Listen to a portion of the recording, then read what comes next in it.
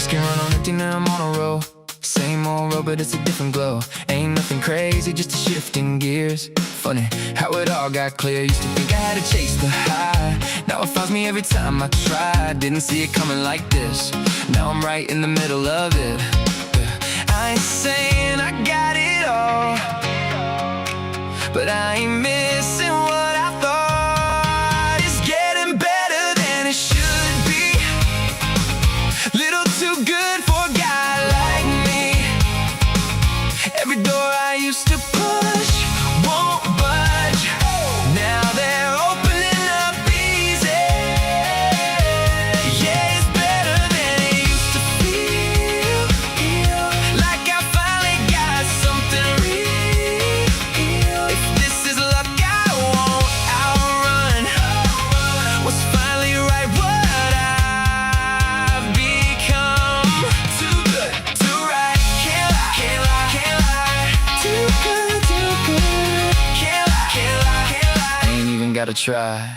Used to trip on every little thing. Now I let it ride, let it breathe. Got a way of working out somehow, even when I don't figure it out. Got my hands where they need to be on the wheel, not chasing what I don't need. Everything just falls in place when you quit trying to race. I ain't saying it's perfect now, but I wouldn't change it out. It's getting better than it should be. Little too good for a guy like me. Every door I used to push won't budge. Now they're opening up easy. Yeah, it's better than it used to feel. Like I finally got something real. If this is luck, I won't outrun what's finally right, what I've become. Too good, too right. Can't lie, can't lie, can't lie. Too good, too good. Can't lie, can't lie, can't lie. Hey, didn't flip a switch, didn't make a scene. Just woke up living in a better dream. Now I don't chase what I can't keep. Got everything that's chasing me. It's getting better than it should be. Little too good for a guy like me. Every door I used to push won't budge. Now they're opening up easy. Yeah, it's better than it used to feel. Like I finally got something real. If this is luck, I won't outrun.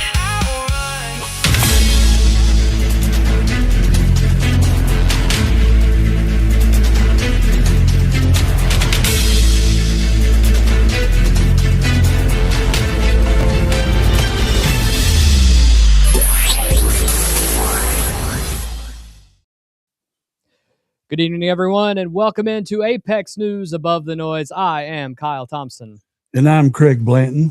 Tonight, we start with a political earthquake that could reshape Republican politics, not just in Indiana, but across the country, and yes, possibly right here in Kentucky. Craig, what happened last night in Indiana was more than a primary election. It was a warning shot. President Trump and his political operation went directly after Republican state senators who broke with him on congressional redistricting back in December. And in race after race, Trump-backed challengers won. At least 5 of the 7 Republican incumbents targeted were defeated after millions of dollars poured into races that normally would barely make statewide headlines. That's not ordinary politics. That's muscle, and that's message politics at this point. And the message is clear. If you stand in the way of Trump's agenda, your seat may be next. Craig, I think what makes this story so significant is that it wasn't Washington. This was, backwoods state legislative politics, usually quiet, usually local, and yet it became a national battlefield because of one issue, and that is redistricting. Trump wanted Indiana's congressional lines redrawn to squeeze out Democrat-held seats, especially around the Indianapolis area. The Republican Senate blocked it, and now many of those lawmakers are gone. That's a pretty blunt lesson for every Republican office holder in America. The first takeaway from this is Trump's political capital inside Republican primaries remains extremely powerful. There's been a lot of chatter nationally about approval ratings, legal battles, midterm headwinds. But when Republican voters are picking nominees, his backing is still gold, and Indiana proved that. Now, we mentioned, Craig, that 5 of 7 had won. There's actually one more of those 7 that is still up in the air, because it is only the only difference right now with 98% of the vote in is 3 votes. Yeah, it's that close. So both individuals in that race have actually claimed victory. So that's going to go for a while, I think. Not only in this case did endorsement matter, money followed endorsement. Trump allies and affiliated PACs reportedly dumped more than $8 million into those races over the last 4 months, which is an astonishing number for these small state Senate primaries. And that kind of machine changes races. And these weren't in the other 5 out of the 7 races, these weren't close. These were 60-40, 70-30, and some of these people had been in office as far back as the early 90s. So they had been tell what the key thing was you texted me about last night. About the redistricting?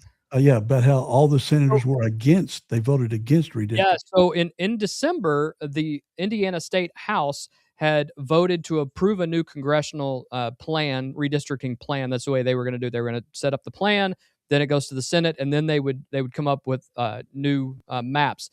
In that decision, there were 8 Republicans who voted with the Senate Democrats to block that plan to go through. And in most of them, one of the discussion pieces was, well, I got a bunch of phone calls before it happened. And then another one, an ironic one, the guy who had been there for 32 years said, this is Indiana. We're Hoosiers. We don't like being told what to do. And so he lost his job. And it wasn't even close, to be honest with you. So I think a lot of people are watching that here. Now, let's bring this home here, Craig, and I think this is important because, in Kentucky, we have a primary race right now that is it's for a congressional seat, not a House seat, but a congressional seat. We need to watch very closely what is happening, especially in the political orbit surrounding Thomas Massie. Massie has openly broken with Trump on spending and policy fights very vocally. This is not something that's happened behind closed doors. And in Trump world, has already signaled frustration with him. Former House Speaker Kevin McCarthy even noted publicly that running against Trump-backed opposition is political quicksand. And no matter how popular an incumbent may be, Massie's district in Northern Kentucky is deeply conservative. But Indiana showed something important. This is no longer about ideology alone. This is about loyalty. And in primaries, loyalty may now be the defining issue. And it's interesting, Craig, because you and I were talking about this all day. And I'm going to reference what's on the screen right now. A big data poll that came out at the beginning of April 3rd through the 4th and April 6th through the 7th, a break right before Easter Sunday. They polled 433 registered Republican likely primary voters and 600 registered voters district-wide. And they found that Massie was leading 52-48, but it's within the margin of error. Right. And as we've always said, if you're in the margin of error as things get going, anything can change. That being said, last night, me and my guys, we were texting all night long, and some of them are Democrats, and some of them are from Northern Kentucky, and some are fans of Thomas Massie, and some aren't. But I said, and I told them, I said, Massie ought to be nervous after this. And then today, just hours ago, Thomas Massie dropped a brand new television ad. And I'm going to play it for you because it is shocking. Yes, it is. So there's no sense in trying to avoid it. Let's just talk about the elephant in the room. I agree with President Trump a whole lot more than I disagree with him. The list is long. The Save America Act to require proof of citizenship to vote. Stopping immigrant welfare. Fighting the woke agenda. Defending the Second Amendment. Protecting the life of the unborn. Securing the border. I'm Thomas Massie, and I approve this message because President Trump and I have a whole lot more to get done together. Holy moly. What yeah, a change in tune from I am an independent Tucker Carlson right. Republican to, President Trump and I, we're buddies. We agree on a lot of stuff. Wow, your And thoughts? and he's got the Republican elephant, the Republican symbol, but some will interpret it as making fun of Trump because of the hair. You And could, but at the same time, he's wearing the "Make America Great" hat. right. And Um, he's showing all the Save America vote, the big thing that Trump wants to get passed. He's showing that he supported that. But Ed Galbraith is, he was way behind in the beginning. And you got to remember the polls, like, was it Kansas that Trump was supposed to lose and he ended up winning by 13 points out of that one Iowa, yeah, that one lady that had predicted I don't know how many presidential elections in a row. yeah, And she's she since ended up retired. resigning. Yeah, Yeah, she she's resigned since because retired. of it. Yeah. And polls across the country, I don't know if people are just lying to them on purpose as a joke, but they're wrong all the time. So when you're within a margin of error and you're the underdog, you're probably ahead. I think the interesting thing with I don't think you can measure Republican voters anymore. I don't think you can Yeah, predict that. I don't think you can poll it. Couple of reasons. Number one, so many, and this has been statistically proven that Republicans do not participate at the same rate in polling that Democrats do. The right, other thing that's been found is that people lie in polls. They right.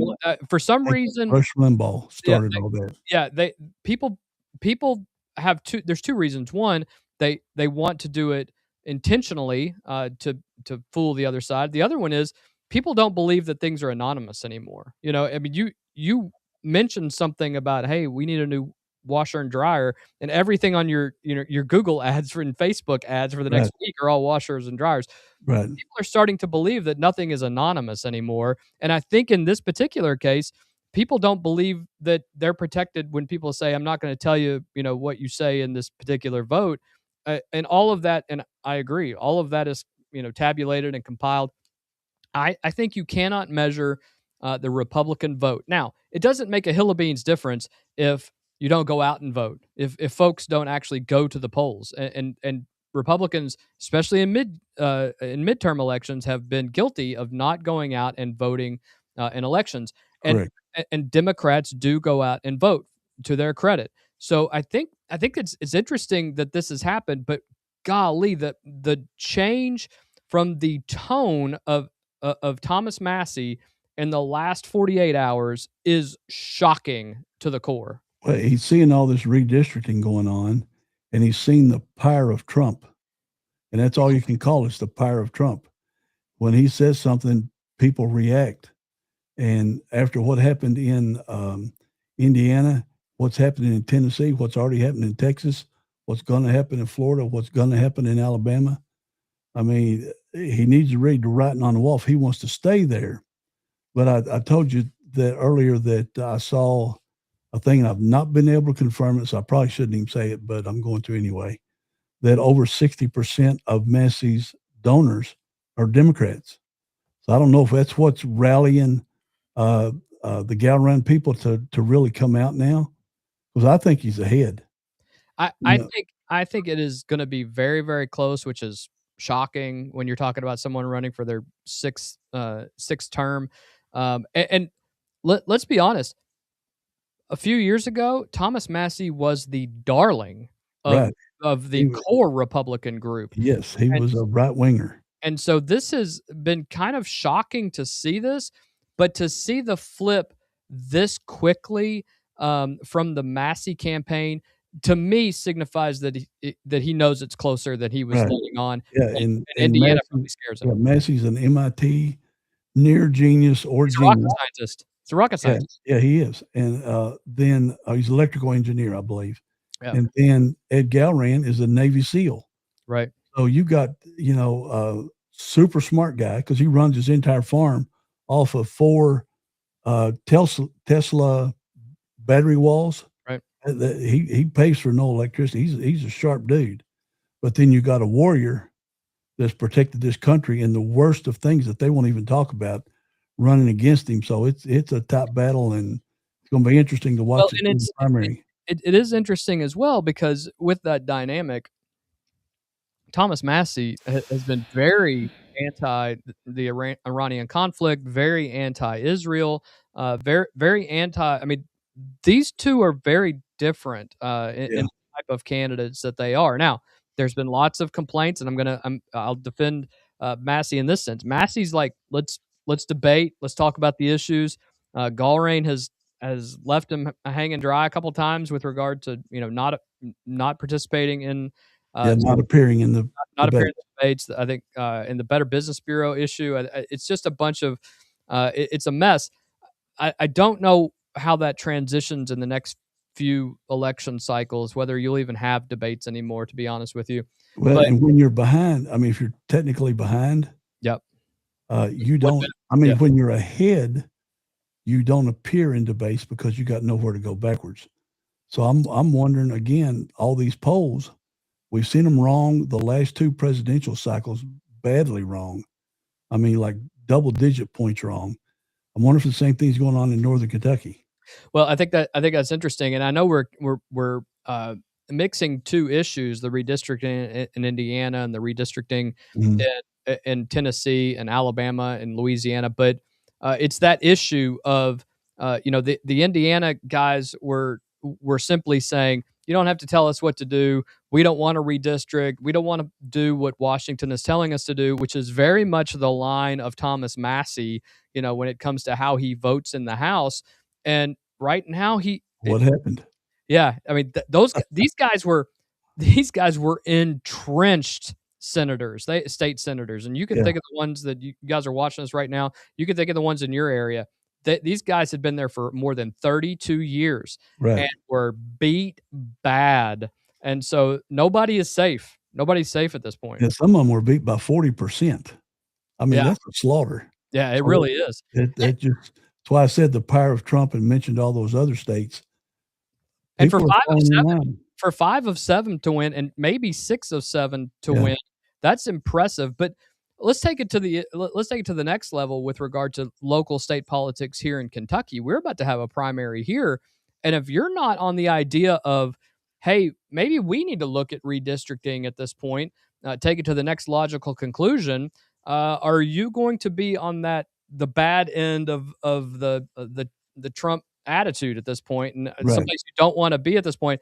Just to give you an idea, a lot of folks don't know this, but there are 6 congressional districts in Kentucky. 5 of them are Republican. One of them is Louisville, Jefferson County, is controlled by a Democrat and has been maybe since the beginning of time. I don't know that forever. Yeah, a Republican forever. has ever held that, Yeah, but there has been discussion, and I know there is a push to essentially divide up the third congressional district between the fourth congressional district and the second congressional district, essentially dividing up the heavy Democrat vote in Jefferson County to make that, essentially potentially 6 all Republican seats in right. Kentucky House. And it takes the governor called a special session, so that's not going to happen.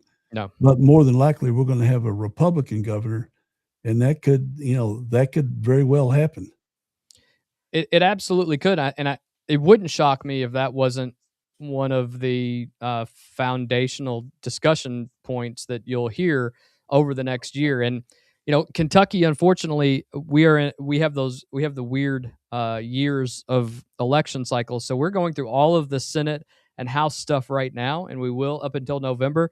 And the minute that's over, we are going to start all of the statewide offices. Yeah. Those primaries are going to be this time next year. So you're going to start seeing those names come out in the next probably next 60 days. Folks who are probably But right. and the example of what could happen to Louisville has happened to Memphis It already. absolutely is. Yeah. They've divided Memphis up, and that was the only blue district in Tennessee, Yeah. and not anymore. Yeah. They It's going to be divided it divided. up. And it's done. Yeah, it's going to be divided among 3 different districts, and Right. uh, Marsha Blackburn is likely going to be the governor of Tennessee. Yeah. And had Bill Lee not done that in Tennessee, Marsha Blackburn was going to push that.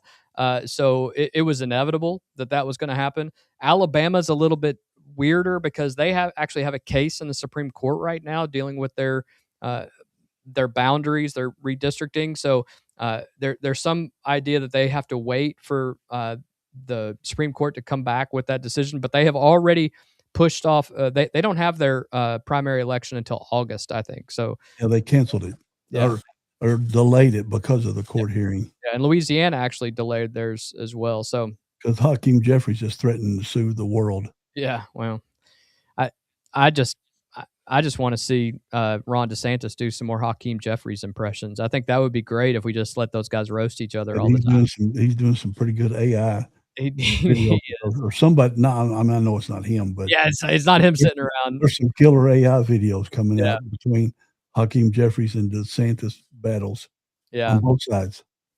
Craig, staying in the Midwest but moving east and into one of the most closely watched governor's races in America, Ohio voters delivered exactly what many expected last night. Vivek Ramaswamy is now officially the Republican nominee for governor, and it wasn't even close. It was 80-20. Ramaswamy rolled through the Republican primary after locking down early endorsements from obviously President Trump, J.D. Vance, and eventually Ohio Governor Mike DeWine. Go Ohio Northern, creating a united Republican front that effectively cleared the field around him. In the end, he captured now roughly 82.5% of the vote in the GOP primary, a dominant showing that sends a very loud signal heading into November. Craig, even when you have guys who are running that are going to win, they don't win. Even if you're running against a nobody, they don't win No. by 82.5 to Yeah. 17.5. And he won 100% of the counties. He did. He won every one of them. Yeah. So that means they're Columbus area, Cincinnati area. He Yeah. even won those. And here you go. You got another real. I mean, I think the world of Vivek Ramaswamy. I've been following him for quite a while, and another super smart guy, biotech billionaire or 100 millionaire or something. But he is a really sharp Got a fellow. lot of money. Yeah. A lot of money. He's great on the debate stage. He's quick on his feet. He's probably the quickest debate person that I've ever seen. And you know, he will probably be president one day. It's entirely possible that he could make another run. I will say that, you know, a lot of people wondered why he left Doge to do this. This is his home state. This is Right. what he's always wanted to do. This will be, if he wins, this will be his first elected position that he's had. But he's a business person, and we've always said this, and we talked about it yesterday. Making political decisions as if you were a business, and make it smarter, and that's what we're going to have. We now have the matchup. It's set: Ramaswamy versus Democrat Amy Acton, who is Ohio's former health director. And Craig, this race is suddenly one of the biggest political bellwethers in the country. Vivek has become Trump's next political project. What Indiana showed us with Trump punishing disloyalty is now being shown as loyalty in the form of Vivek Ramaswamy, and building the next generation of a national Republican leadership. Vivek isn't just another governor candidate. He's young, sharp, nationally known, media polished, speaks MAGA populism fluently, but packages it in a polished Ivy League tech business way that broadens Republican appeal. Best friends with the vice president as well, as people have said. And in many ways, Craig, Republicans are looking at Vivek as Trumpism, but with executive polish and a long runway. That's why this race matters. He's when she's in the commissioner of health or whatever in Ohio, Yep. she won't be able to come with any health stuff that he doesn't already know. Yeah, surprisingly, this is a guy and that knows he's going to blow her away on everything else because I'm telling you, this dude, he is a sharp guy. Yeah. Let's talk the numbers, though. Early general election handicapping has this race lean Republican, not safe Republican. Right. Notable distinction in a state that has drifted red over the last decade.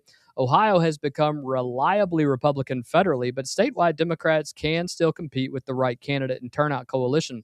Amy Acton gives Democrats a unique profile. She's a physician. She's an outsider image, which is good. Strong suburban appeal, significant name recognition from COVID-era briefings that could be good or bad, depending upon what her comments were. Right. But she also carries baggage because of COVID, remains politically radioactive with much of Ohio's Republican base. That's why Ramaswamy is likely to hammer the economy, taxes, schools, energy, and anti-establishment establishment messaging. And him pulling over 80% of the vote of Republicans I mean, that is so strong. It's powerful. Do you have the numbers on her race? No, she was unopposed, right? She was unopposed. So we don't have any numbers on her. I jumped out. But that's pretty darn strong. Get 82% of the vote. Yeah. That is really strong. Craig, there is a Kentucky angle here because Northern Kentucky, especially the Cincinnati media market, will be heavily exposed to this race.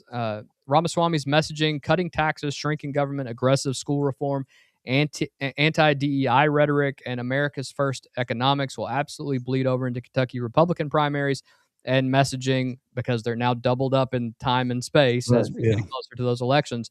Candidates here will study what works in Ohio, and if Vivek wins big in November, he instantly becomes a national surrogate for Donald Trump candidates, a 2028 or 2032 presidential name if J.D. Vance does not become the nominee, and one of the most influential governors in America. That's how big this race is at this point.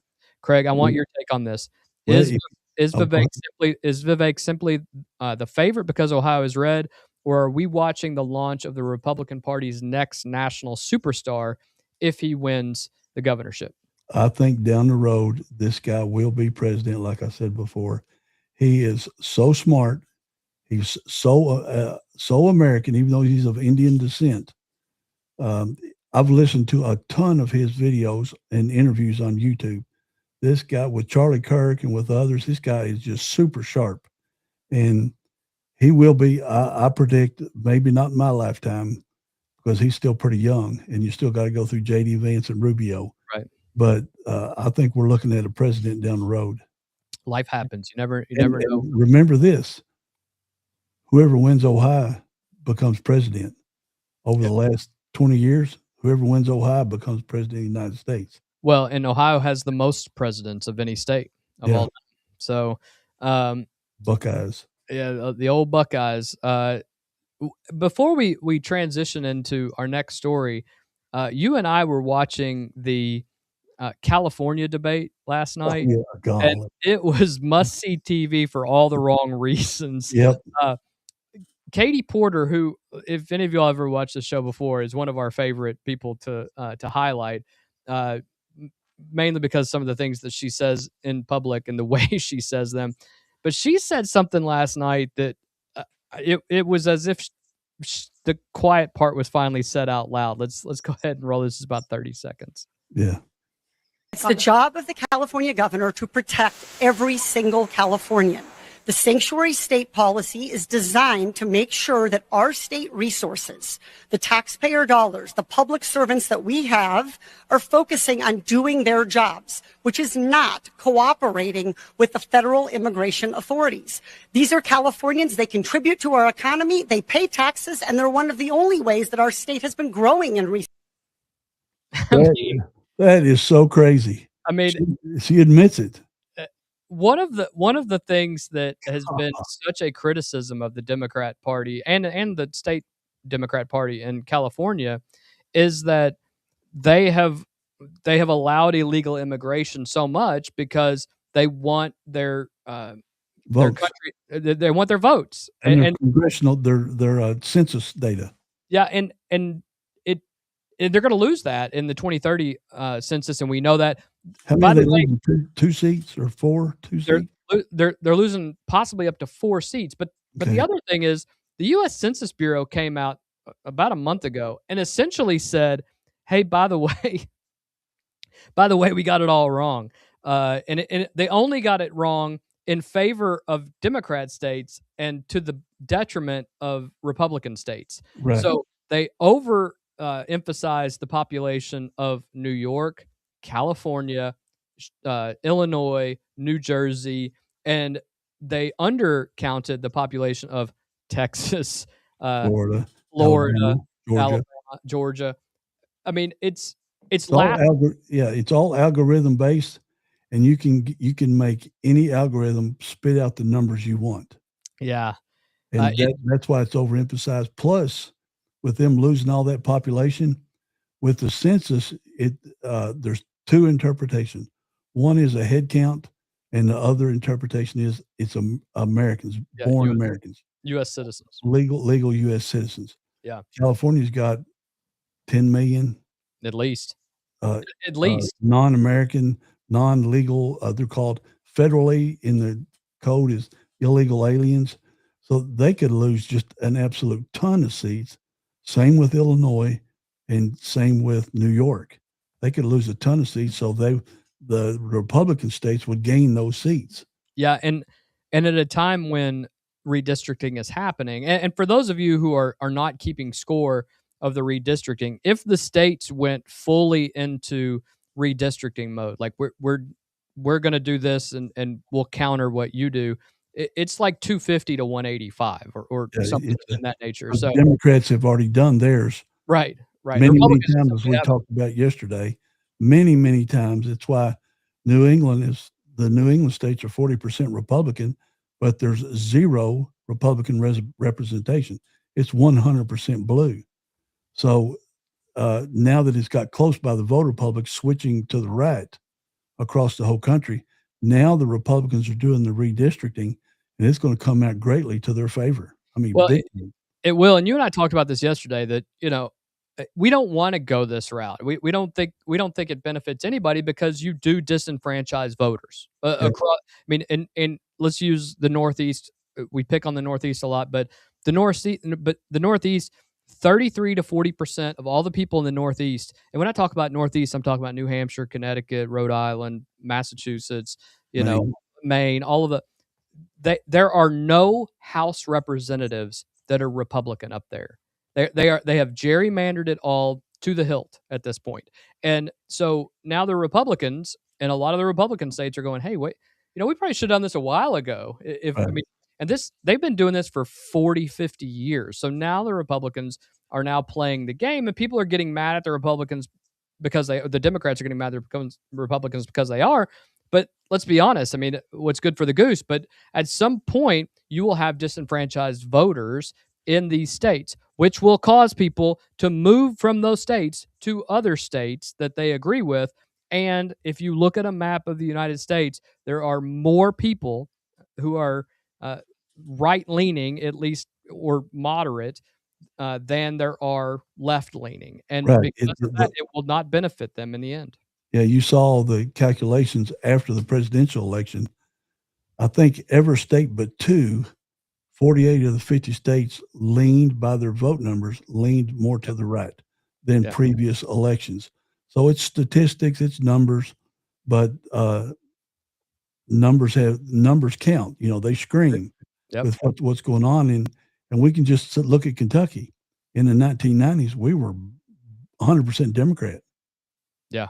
And now look at us today, and we're 90% Republican. There's actually Republicans are the voting majority after in 99. It was 2.5 million to 1 million Republicans. And now Republicans actually outnumber by voter registration Democrats.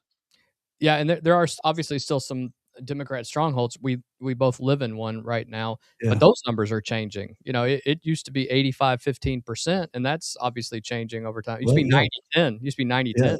When I worked for your brother-in-law in 2010, there were 3,000 Republicans, and now in 2026, 16 years later, there's almost 13,000. Yeah. So that's people. We know they haven't moved in. We know that by the number we've talked about before. This is just people changing. That's a huge change. And we've got Republican representation on the Woodford County side of Franklin County. Yeah, it will be interesting to see how this plays out. It's interesting that Kentucky, once again, like I have said, even when we were discussing, we know Governor Beshear is running for president. He's all but announced publicly of that, but he has his book out, so that's the first step. You have to let the book out for a little bit. Yeah, it comes out in September. Yeah, so I'd say October we will probably have that announcement. And then you have Jamie Comer, who is on the House Oversight. He's the chairman of the House Oversight Committee, who is most likely, which is the most powerful committee in the House, likely rumors that he is considering running for governor of Kentucky. And if he does, he'd be the favorite coming out. So once again, close. Yeah, Kentucky is another bellwether state. And Comer's Jamie's a Franklin County resident. He is a Franklin County resident, and we are going to have Congressman Comer on the show, and we'll get to ask him that question, see if he's if he's he's agreed to come on. We just got to fit his schedule because he's just a little bit busy. He's got a lot of things in DC. Yeah, he's got a lot of things. He's going after the DC police right now, the Metropolitan Police, over the rigging their stats. Yeah, crazy. It's absolutely crazy. Craig, from domestic politics, let's move overseas because this is one of these stories that can just change the entire global picture overnight. Today, President Donald Trump issued perhaps his sharpest warning yet to Iran, saying bluntly that if Tehran does not agree to a deal to end hostilities and reopen commerce through the Strait of Hormuz, quote, the bombing starts, end quote, and it would come at a much higher level and intensity than before. That's also a quote that's from the Washington Post. That is not diplomatic language, although let's be honest, he's not really good with diplomatic language. This is an ultimatum, which they always tell you don't use in diplomatic talks.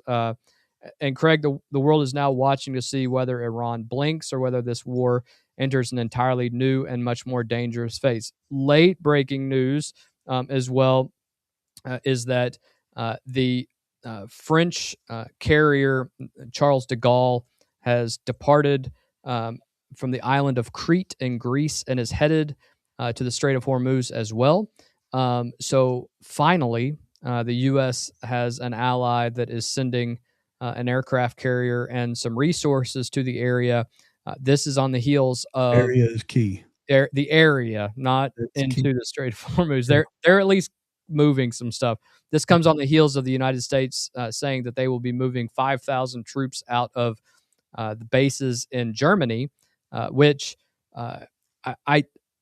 people can say what they 1/6 of the force. Yeah, people can say, "Good, get them out of Germany," and Germans can say that. The problem is that you are significantly weakening the NATO backed alliance by removing the most powerful groups out of that area. And so this is on the heels of that. I'm sure France does not want, they may say it out loud, but behind closed doors, they don't want the U.S. to remove any of their troops as well. What Trump is doing here is pretty clear. He is trying to force a negotiated surrender framework. Late this afternoon, we were hearing that there were reports indicating U.S. and Iranian negotiators are discussing a 14-point memorandum, a one-pager, as it has been described, that could create a ceasefire framework, reopen the strait, and begin phased concessions tied to Iran's nuclear program and regional posture.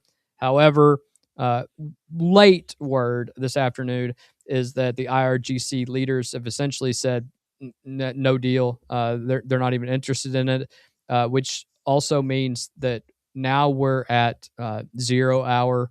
It's their plan. We're not agreeing with Well, I agree with that, but they want to keep their nuclear capabilities. Right. We've already presented ours, saying that you absolutely cannot have a nuclear program. They have come back with a one sheet that has essentially said we want to be able to keep it for domestic. And they will not do that. These are kind of playing into each other, with the Charles de Gaulle coming in and Trump following with the next part of threatening to bomb the crap out of Iran again, or Iran. That kind of plays in with Operation Freedom being started Monday, canceled Tuesday. Yeah. He's got to give our ships time to get out of the strait. Yeah. So that could be a couple days of sailing. And then because of the agreement, where we say we're not going to allow Iran to keep nuclear capabilities, plus have forever control of the Strait of Hormuz and the other 12. I think we might agree to 2 out of the 14. Yeah. This very well could happen again. And the France aircraft carrier, that's such a joke. You explain this to me because I can't understand. I'm going to read from read from the story that you read. You can explain it to me. It said the repositioning of the nuclear-powered Charles de Gaulle and its escorts comes as part of the proposed mission championed by France and Britain. Here's the key part: to restore maritime security in the Strait of Hormuz as soon as conditions allow. So what the crap does that mean? Well, I was saying to you as we were going on the air that it's not lost on me the irony that this ship is called the Charles de Gaulle, as Charles de Gaulle, who was the leader of wartime Yeah. and post-war France, Yeah. uh, rode through the city as a victor after the Americans had freed France from Nazi Germany, and now we have the Charles de Gaulle aircraft carrier coming into the area, not going into the Strait of Hormuz, but Right. coming into the area, and essentially saying, once you all handle everything, we're here to make sure that Well, everything explain remains. these words to me because, you're a lawyer and your job is words. To restore maritime security, they're sending an aircraft carrier. They say nuclear aircraft carrier to restore maritime security. So that means, to me, they're getting ready to get in the fight. Right. But they say as soon as conditions allow. So that part tells me that they're waiting on America to take care of everything, and then they'll go in there once it's all safe. And claim victory. I liken this to having if you have a bodyguard who is trained as defensive bodyguard versus having a bodyguard who is a Navy SEAL. The Navy SEAL is going to go in and eliminate a threat, whereas the bodyguard who is just there trained as in defensive is just going to play defense until everything clears up, and then they'll say, "Look, everything that I did, I have a bunch of muscle, and it was able to." I just Do found it. that quite funny today. Here's a question for you, Craig, before we move on to the next story. Do you think Iran is or may be looking for an off-ramp, or are they dragging negotiations out, betting Trump won't want a prolonged war with higher gas prices and election year political fallout? Are they playing the waiting game? The IRGC is playing the waiting game. Yeah. The president, I don't know if he's elected or whatever, but the president just met with Chinese Premier Xi Jinping. Yep. To try to work something out there with the U.S. But the people in Iran are starving. They haven't had internet for 2 months, so they have no clue what's going on. They're running out of water within weeks. They've lost 750,000 jobs. Nobody's getting paid. They're what do you call it? They're when you trade one of their dollars to ours, it's like their currency exchange. Their currency exchange. It's just one of theirs is worth 10,000 or $1 million of ours. I mean, it's not even their inflation rate's 75%. The country is failing. So I'm thinking. I watched some Sun Tzu stuff again the other day. This could be we're just waiting it out without firing a bullet. Yeah, I mean, Iran to fail. You go back in history and you talk about surrounding fortified cities and just waiting them out. If they can't get food or sustenance and eventually they surrender. And eventually they have to.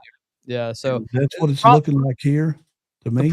The problem is we're dealing with a bunch of psychos. I mean, I'll just say how it is. Yeah, the IRGC, bunch of psychos, and I think that's the scary thing that it's just so unpredictable at this point. Well, and you call them psychos because if the Iranians protest, they go out and mow them down. Yeah, they mow down their own citizens. Yeah, yeah. And for anybody who sits around and yaps about we're in a some type of fascist regime or that we're an authoritarian regime, visit Iran. You'll see what an authoritarian regime is.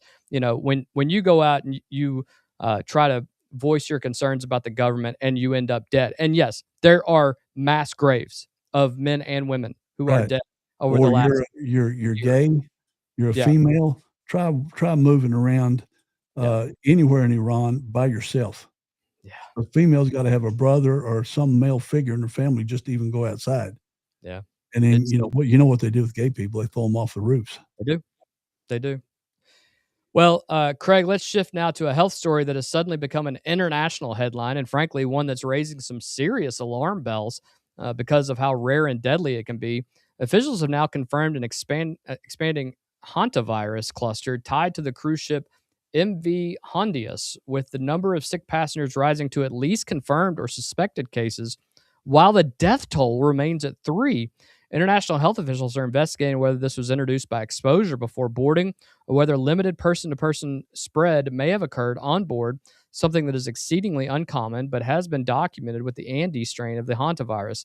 And Craig, this is not a virus most Americans have ever heard about or even know anything about, and it can hit like a freight train. This is becoming a nightmare scenario on Yeah. this cruise ship. It was supposed to be a 7-day cruise. They're now, I think, on day 22 or 23. The hantavirus is a rare but extremely serious viral infection, usually spread through contact with infectant rodent urine, droppings, or saliva, most commonly when contaminated particles become airborne and are inhaled. Yep. Think this, Craig. Sweeping out a barn, shed, or cabin with rodent droppings, contaminated food storage, things like that. What makes hantavirus terrifying is how quickly it can escalate. You're talking hours.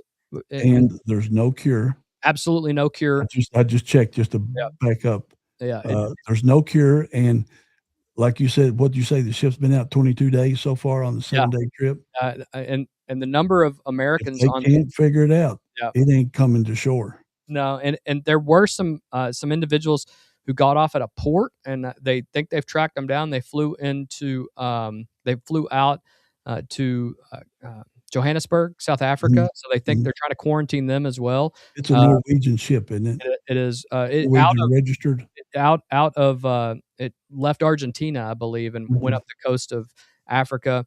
It sounds terrible. It comes on like the flu, but it's very, very fast. Fever, headache, legs, And fatigue. if it comes ashore, the mice or mouse, whichever one it is, could escape on shore, and then it infects other mice. Yep. And then now that's why the World Health Organization is involved on a cruise ship. That's how deadly this darn virus is. Yeah. And for those of you who feel like you just got over your PTSD from COVID, this is not something to panic about. It's something to pay attention to. The WHO We'll currently never hit shore. yeah, WHO currently says risk to the broader public remains very low, and this appears tied to a very specific exposure cluster. For folks here in Kentucky, the takeaway is simple. If you're cleaning out barns, sheds, garage, crawl space, old cabins, all that, use gloves, masks, disinfect all the surfaces, avoid stirring up dust where rodents have been. That's basic prevention, and it matters. Craig, here's a question for you, though. After years of talking about COVID, bird flu, other outbreaks, does a story like this remind people just how quickly a rare virus can go from obscure medical term, say like November, December of 2019, to international emergency headline? It does now, because everybody thinks every outbreak like this, whether it's Ebola in Africa or a hantavirus on the ocean, everybody thinks it could be the next pandemic. This won't, because it's mouse driven. But if wherever its port is, wherever it's going to land, it could be devastating to that population. Absolutely. And they're already, they're already saying, well, they're not saying, but it's not going to come ashore till they figure this out. Yeah. And there's treatment is supportive only. So if you're weak, or you're old, or you're young, a young baby or something, your body's not strong enough to fight it off. Yeah. So we're just getting to the point of, we had a worldwide pandemic, as they called it, whether you believe it was that bad or not. It did shut the world down, and I wonder what would happen if another worldwide event like this happened again so soon. Whether people would take precautions or not. What if it mutates and becomes airborne? Right. Like you see in all these movies. What if this disease that's not real big, but it mutates and comes airborne? Then people hop on jets and go all over the world, and we got it again. Yeah. Well, let's wrap up the news, and let's go into something a little more fun. You good with that? Oh yeah, let's talk some UK basketball. Yeah. Okay, let's go.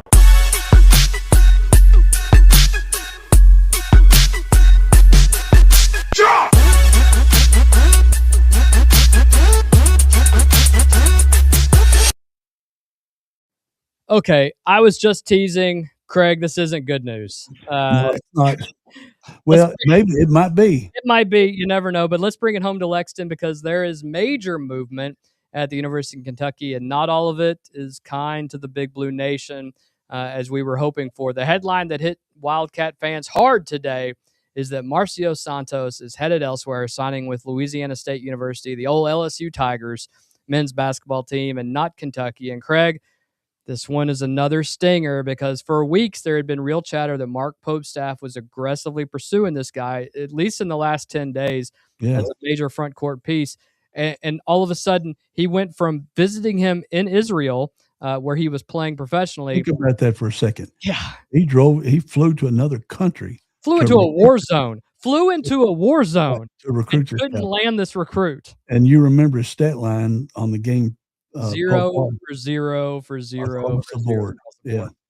So now he's off the board. So BBN's asking, what now? This is what the chatter is, and tell me if you've heard this same thing and where we are. Social media and message boards, the reaction has basically been split into three camps. The first one, frustration. I mean, that's obvious. Some fans are saying Kentucky keeps finishing second on major targets, or third or fourth. That's been a repeated theme in online chatter. Close, but not close enough. Whiff. Whiff is the big word now. Yeah, there's concern about whether NIL structure, roster certainty, or simple recruiting misses are costing UK in these final decisions. The second camp, and it's one that we have tried to stay in, I think, and we are trying to be positive about this. It's let's trust Mark Pope and the staff, and that is relax. We have 12 good players. Pope is constructing a roster that may be unconventional, but it is deliberate. And this camp believes, and I to an extent I believe this, that Kentucky is prioritizing proven portal production, positional versatility, guys who can play multiple spots, mature veteran pieces, and culture fits over star ranking, and that there are still some dominoes left to fall. Mm-hmm. But there's that third group. And Craig, here's and there's one more thing, but keep going. At Kentucky, roster building patience lasts about 10 minutes, right? Yeah. Fans expect elite talent to come to Kentucky. They expect names. They expect Final Four caliber pieces. When targets like Santos go elsewhere, pressure immediately turns toward who's next. Yeah. That's where this gets interesting because we don't know what Have you heard about that 17-year-old that might reclassify? Which one?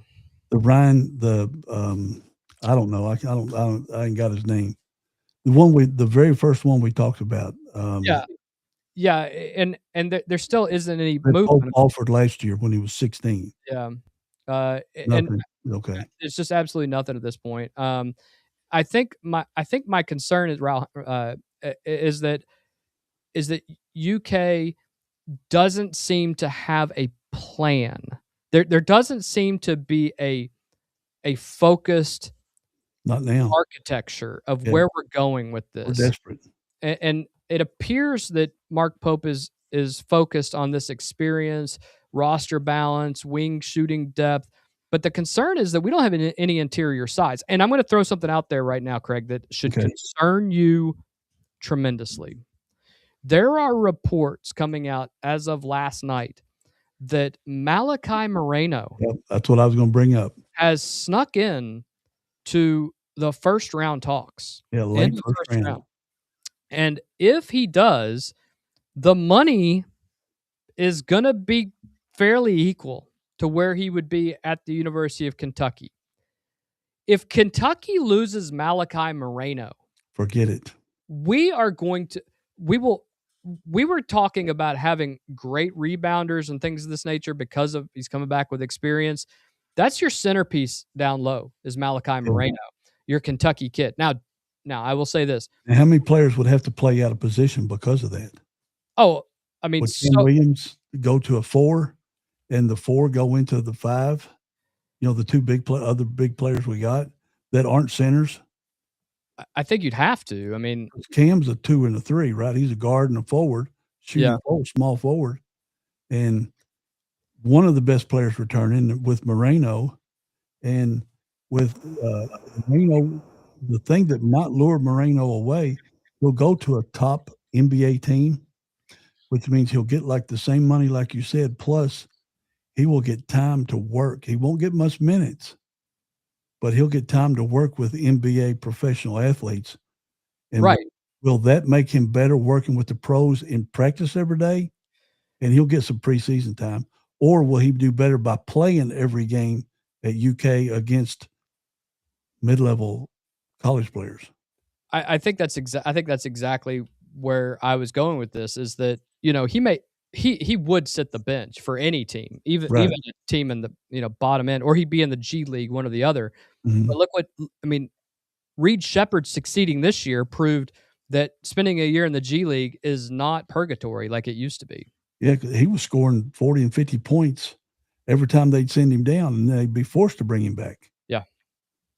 And Yeah. So the other thing that hurts about this is that every time Kentucky is mentioned, another name, Obina Akizi Jr., an elite 7-footer, 5-star center, committed to Louisville Yep, this last gone, weekend. and that hurts.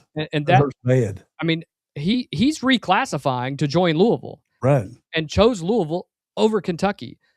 So I think a lot of Big Blue Nation is saying that I say to you all the time, we can live with missing on a player. We can live with missing on Tyron Stokes, okay? But when several targets, like 13 of the top 15 in the portal class, And 14 of the top 20. yeah, And we miss on every one of them. these guys have visited the University of Kentucky, and you haven't signed 2 or 3 of them. You haven't signed one of them. Yeah. That's And Stokes played us. Stokes played us. Yeah. And we weren't even smart enough to do that because we didn't answer the phone calls from KSR and whoever the national guy was to warn us. Yeah. Yeah. And I will say this. I'm a positive guy. You're a positive guy when it comes to UK. We want what's absolutely best for this. But do you think BBN is getting anxious, or is it just off-season noise? You guys comment down below and tell us what your thoughts are. Are you getting nervous? Are you getting anxious? We have 12 players. I mean, we're going to add a couple of walk-ons probably, but are you getting nervous, or is this just simply off-season noise? Craig, your thoughts on that? Well, on social media last night might have been the most brutal night I've seen this whole recruiting season. I cannot believe that Coach Pope did what he did last night, to be honest with you. Well, I'm not even talking about where he said, send me questions. I'm talking about off of that. Yeah. But yeah, I forgot about that. We should have played some of those. We should have showed some of those questions. But the other podcasters that are just straight UK all the time, yeah, man, they are blistering Pope. They are, and it's not fair. And I'll even KSR and those guys, even Ryan Lemon, who's usually the kind of the middle of the road. I mean, they're very anti-Pope right now, and they'll say that they're not. Matt Jones, I try to be the anti-Matt Jones a lot in life, but he's brutally negative on everything that's happening here, and it's warranted. Not the only one. No, it's warranted criticism, but it's okay to criticize the coaching. Let's not criticize the kids yet. We don't even know what we have yet, but you're whiffing on a lot. I mean, you're not landing 2 or 3. You're not landing 1 right now. So you got to be worried about what's going on with the culture. Last night, Mark Pope went on X and essentially said, "Hey guys, I've been gone, recruiting and doing all this stuff. I'm happy to be back. Ask me any questions over the next 48 hours. I'm going to do my best to answer as many as I can." 1,600 comments within the first hour, Craig, came across. And I would venture to say 70% of them were not positive. And some of them were very negative. Probably fair. I'm looking it up now. 2.5 thousand comments. Yeah. So 2,500 comments, but a majority of them were at the beginning. I know there's been some videos. Yeah. Oh yeah. We were texting back and forth, amazed at how fast those questions were coming in. Yeah. I will say that some former players were in the comments section. Ramel Bradley was one that stood out. We're basically saying, what can I do to help develop these players? Let me know. I'm, asking for a friend, but All-world guard coming in and help out. Yeah. I mean, I think you're going to have to do that. I think you're going to have to get some old school guys in here, some old heads that, played for UK, played in the NBA. But at the end of the day, I'm just going to say it like everybody else is. Until you get me a GM, somebody that understands the business, you're never going to succeed at this point. In my mind, I think your team will be good. I think Kentucky will be great. I don't think that the coaching staff will get where they want to be without having a GM, because the game has changed significantly over the last couple of years. Yeah, I put a question. I sent a question to Coach Pope, and said, what would it take to get Rajon Rondo to come to UK? And of course, and it generated a bunch of comments. And several of them said, Rondo's in the lead for the New Orleans Pelicans job. But I said, well, think if he doesn't get the job, because it's not a given. Nothing is. You're right. If one of the elite guards in our lifetimes, from the NBA All-Star, NBA champion, he's even got a nickname of Playoff Rondo. Yep. That his fellow players gave him. His fellow NBA players across the whole league call him Playoff Rondo because he just gets that much better in the playoffs, where a lot of stars will drop off. Well, and he rises. Let's not sugarcoat it either. He's got a son that's in 8th grade right now that is a stud basketball player. So if you're a guard and you say, hey, Rajon Rondo's my head assistant coach, you want to learn from the best, one of the best in the last 30 years, come to Kentucky. Yeah. And then his son being going in 9th grade this year is already all world. Yeah. I mean, he's known across the country already. Yeah, Pierre Rondo. It's gonna be interesting. We're gonna have to keep an eye on that. But the next story may actually even be bigger long term than just current basketball recruiting. Reports, including discussions around On3 and Lexington Media, say Eli Capilouto, president of the University of Kentucky, listening tour that he had, is exploring whether Kentucky should split the athletic director role into 2 leadership positions as part of replacing longtime AD Mitch Barnhart. And honestly, it's not a terrible idea. It makes a lot of sense. Role 1 would be the business revenue CEO. This person would oversee NIL strategy, donor relations, Champions Blue alignment, sponsorship, media rights, football revenue growth, budgeting, facilities development, ticket sales, premium experiences. Basically, your chief business officer of UK athletics. I don't care what you call it. You should have that position anyway. That person should be controlling that. Who does that person report? Who does the coach? And I mean, who's the athletic director? And then the co-athletic director, who's the final decision maker? Well, I think that's the thing when you have equal titles. Well, I think you'd have equal titles because if it's about NIL strategy, that information would go to the business guy, and then the second athletic operations or competitive director, if you will, this role would focus on hiring coaches, retaining coaches, compliance, Title IX oversight, student athlete welfare, academic performance. That's still a thing. Facilities use, competitive strategy across sports. It becomes more of the sports side, culture side leadership with football, basketball, baseball, Olympic sports, day-to-day athletic excellence. But my point is this: football has figured this out, and they've essentially created their structure the way that they needed. In women's basketball, which we'll talk about in a second. But for some reason, the basketball team is just anti-change to what the rest of the world is evolving to at this point.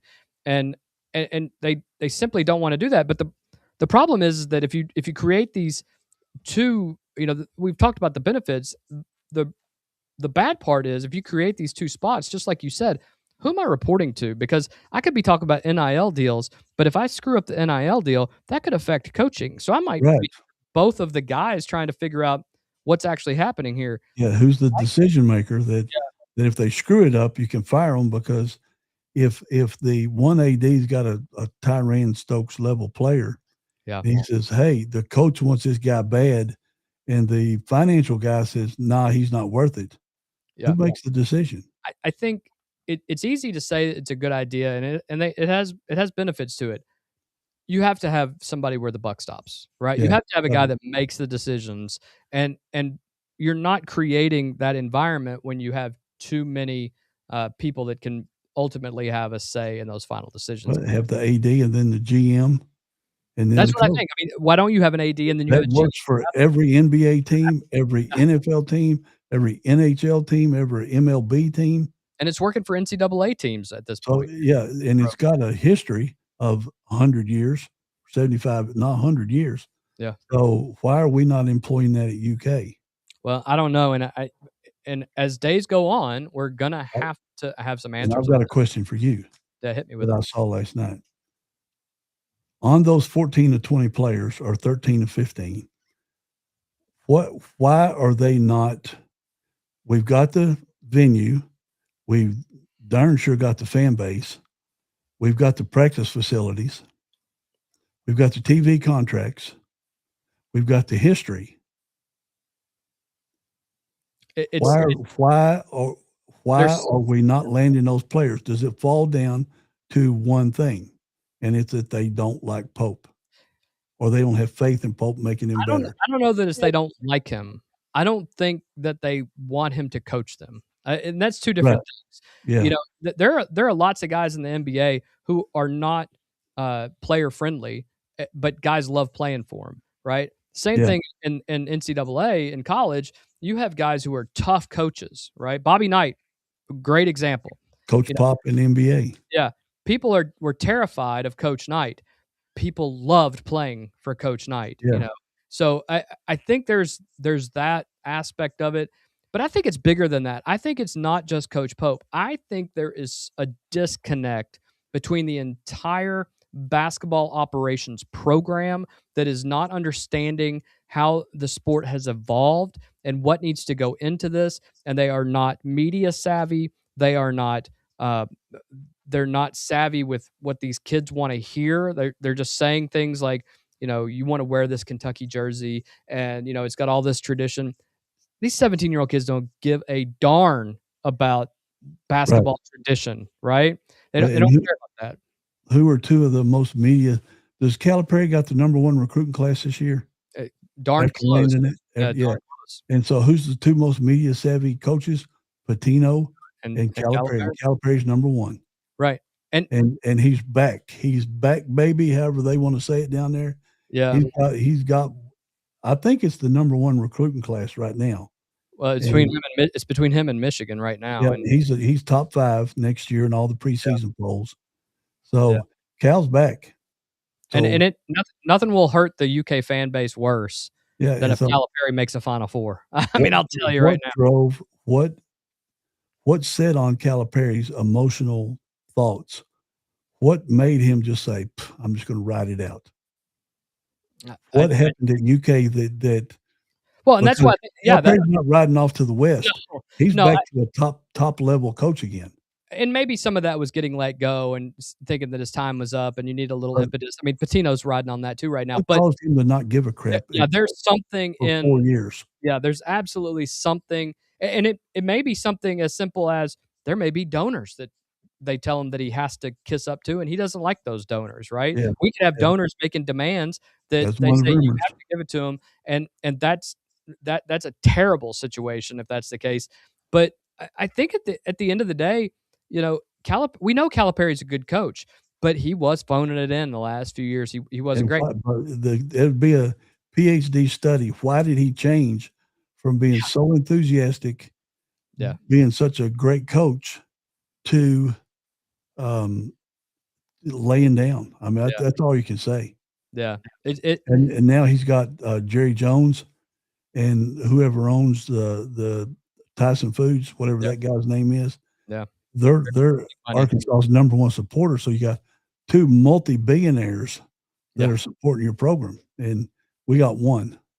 Yeah. Well, it's frustrating, and I don't know what the cultural problem is, but I hope it gets fixed. And I think the only way it gets fixed is if you bring a GM that understands business. Yeah. And we got to get an AD. This is going on a little too long. Our AD leaves in a month, Craig. He's done in a month, and we don't have anybody to fill the role. Let's say we lose 5 of the first. Let's say we lose 5 of the December games, which is possible. Does Pope make it to January with Billy Donovan hanging out there? Because Billy Donovan's not going to coach for a year. He's taking a year off, he said. I'd hate to lose him to Tennessee or something. I mean, imagine if Barnes retires. Hey, Florida's after him hard because they're my friend in Florida, Brian, sends me stuff all the time, just digging it in, I think. But it's all good. I can enjoy it now. Yeah, it's all good. The Florida coaches might be going to Minneapolis. Yeah. And because I don't know if they've let their coach go, but that's the rumor mill in Florida. If they lose him, then they're wanting to bring Donovan back big time, back to Florida. Well, let's finish on some really strong news and good news because Kentucky women's basketball may have landed another huge get. Kentucky officially signed. I'm going to butcher this. I'm not even going to Yeah. try to sugarcoat it. Uh, Aja Okay. Sivka, 6'4" guard, forward prospect with pro level pedigree, widely viewed as WNBA caliber talent. She's actually already been a draft pick and decided not to go to the WNBA. She's one of Europe's elite young players. This is not a normal addition, Craig. That's a game-changing addition. She gives Kentucky elite size on the wing, stretch floor shooting, matchup nightmares offensively, professional international experience, rebounding, and length. She's 6'4", Craig, and handles the ball. Big. And That's big for a female guard. yeah, this is modern basketball. So let's just talk about real quick before we wrap up the section here. But this is Kentucky women's roster for 26-27. All right. Yeah. Point guard Diana Collins, transfer from the University of Alabama. Veteran guard, steady ball handler, can score downhill, SEC tested, big upgrade in maturity and experience at the lead guard spot. Your shooting guard's Asia Boone, who's coming back, who already has set every record that there is. She's your shooter, floor spacer, defensive versatility. She knows Brooks' system. You now have your wing player in Sivka at 6'4". This is a headline piece. Former top 10 WNBA draft pick. And, I mean, this is like a European Caitlin Clark. I'm just going to go ahead and say it right now. That's what this is. Professional overseas experience, elite shooting touch, can handle, create, rebound. Your power forward is someone that we talked about the other day, Mayara O'Neal, 6'4", transfer from the University of Florida. The O'Neal name might sound familiar because she is the daughter of Shaquille O'Neal. She averaged 14 points per game, 6.5 rebounds production, length, rim protection, physical SEC body, legit front court. And then, of course, you're only bringing back your all-world piece in Clara Strack. She's your star centerpiece, one of the best post players in America, elite shot blocker, excellent touch offensively, rebounding machine, and preseason All-American conversation already. And this is your bench.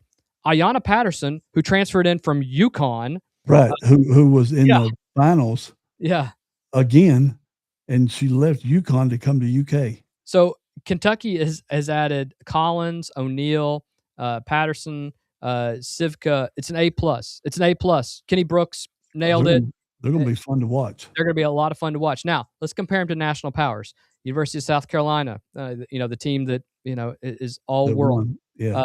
Still elite talent stockpile, but they mostly reload through recruiting more than portal splashes. The edge probably goes to South Carolina with the overall talent depth.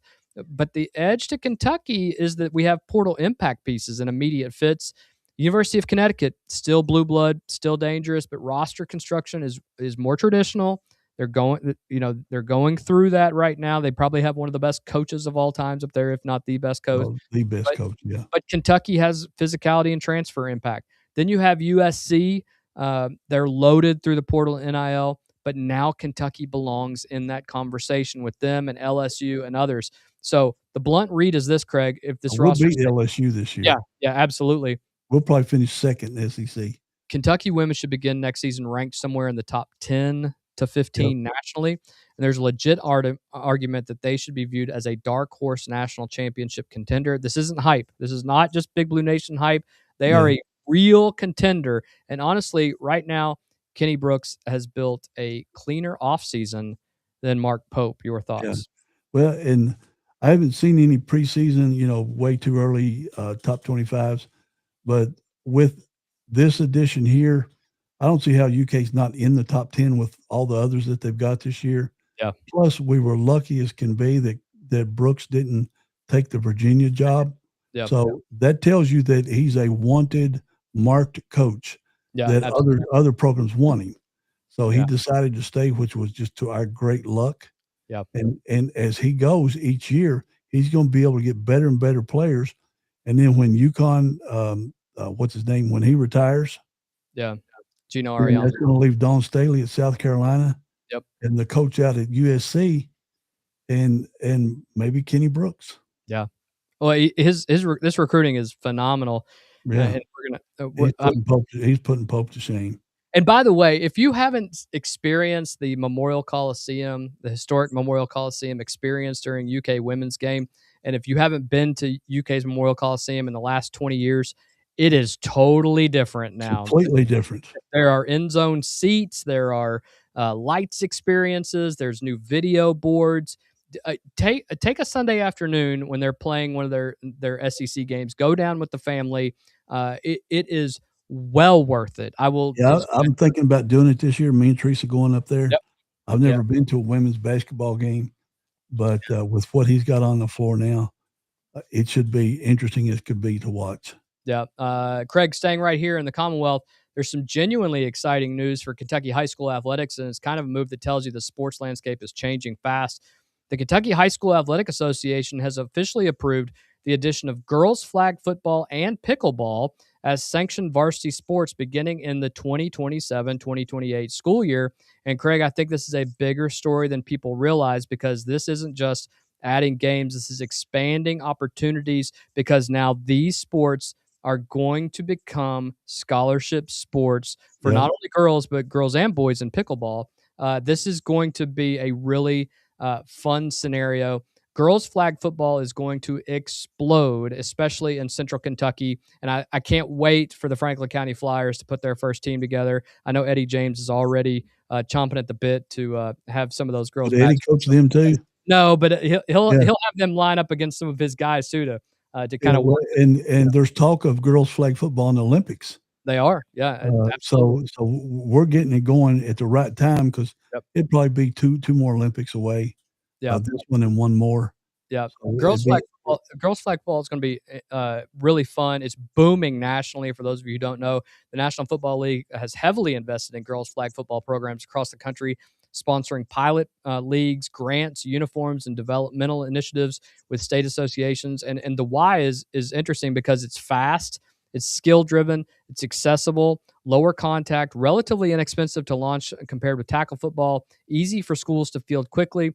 And I think Kentucky schools are going to embrace this in a hurry, especially districts that already have football infrastructure, turf fields, coaching staffs that are familiar with root concepts, strong female athlete participation bases from soccer, basketball, and track. It's going to be an off-season thing for them.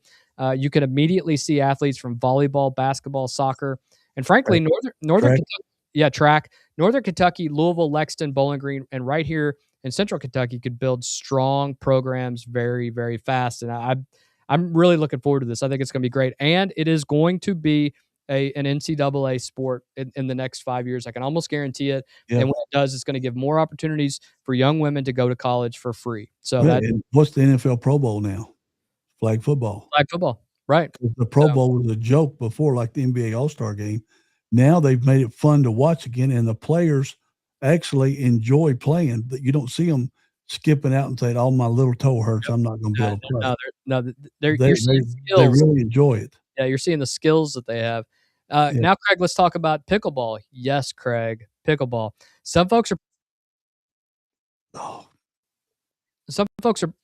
probably chuckling about pickleball, but you shouldn't.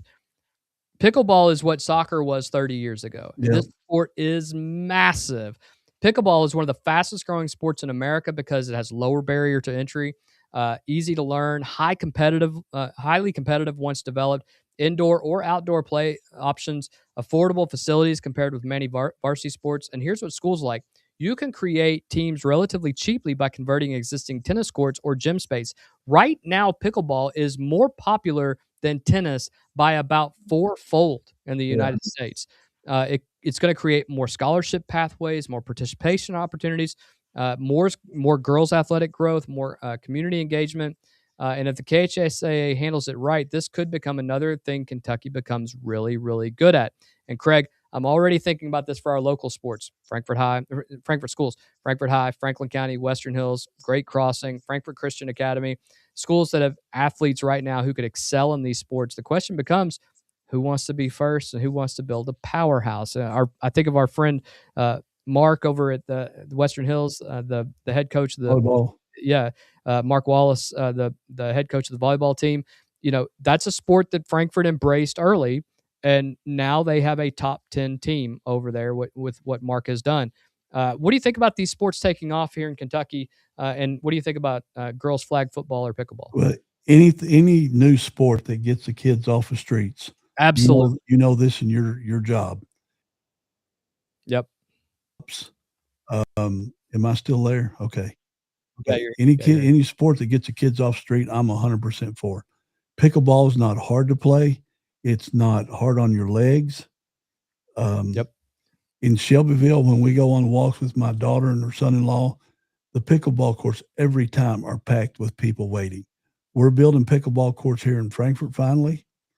So you Yep. see the 3 up at East Frankfort Park. We've got new ones at Juniper Hill Park. I haven't been to Juniper Hill to see how many are playing, but when I go through East Frankfort Park, there's a lot of people playing. So we know it's huge. We know it's growing faster than soccer now, and it'll be fun to play. But the flag football, that's going to be the one. I mean, for guys to watch, pickleball, it can be kind of slow if you're not really good at it. But flag football is Yeah. fun to watch. It really is. Well, Craig, that's going to do it for us tonight.